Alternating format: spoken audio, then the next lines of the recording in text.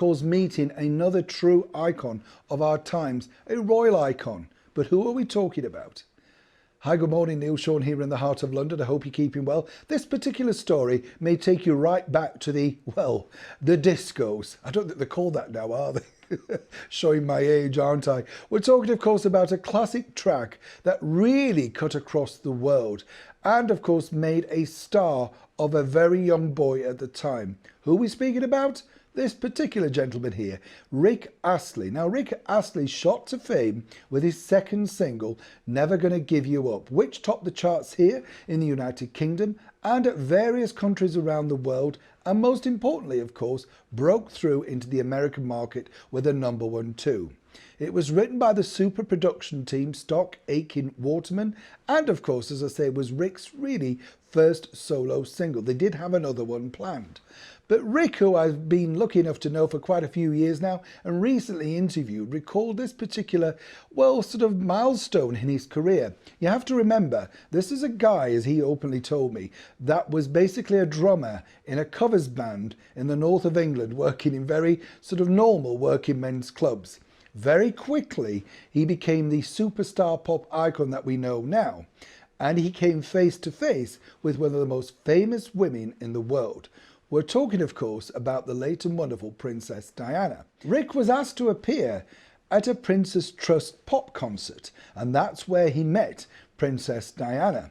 I said to him, what's it like on the lineup? And when you think about it, you are so young, you're inexperienced, you're not quite sure what the protocol is around, not just meeting royalty, but other pop stars, because suddenly, he'd gone from liking people and only really buying them in his local record store to now standing alongside them and sometimes topping the bill beyond them.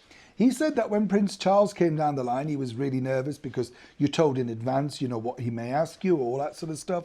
He said, but for him, the person that really shook his world at such a young age, I believe he was around about 21 at the time, was none other than, of course, the beautiful Diana. He said, and it was kind of like a moment that he sort of was transported into a UFO moment where he was all sort of, fingers and thumbs, didn't really know what to say. He said she was incredibly beautiful, incredibly charming, but more importantly, he said he was stunned that she'd got his debut album and knew all the tracks, which, is kind of nice, isn't it, when you're that age.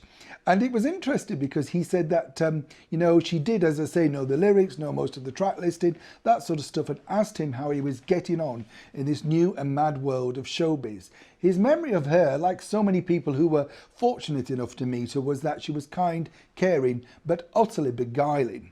Rick himself, of course, has managed to sustain a career over many years. Apparently he retired for a short period, but the lure of pop stardom really could not be kept away. And it is in America, obviously, where he did incredibly well. The Rickrolling, whatever it's called, started over there. And I did say to him, what makes you think the sort of ongoing, love for that particular track is? Why was Never Gonna Give You Up a US, UK and worldwide smash? And his theory is quite simple. He said, it's got those very welcoming 80s drums, more importantly, a fabulous bass line, and also it speaks to each and every one of us. Everybody at some point has felt that way about something or someone, and you can always go back to that and, of course, relive your youth. Were you a fan of Rick, and do you remember, of course, buying that track? Or more importantly, why did you think that song has remained such a favourite? And as we now know, truly a royal favourite also. Neil Sean in the very heart of London.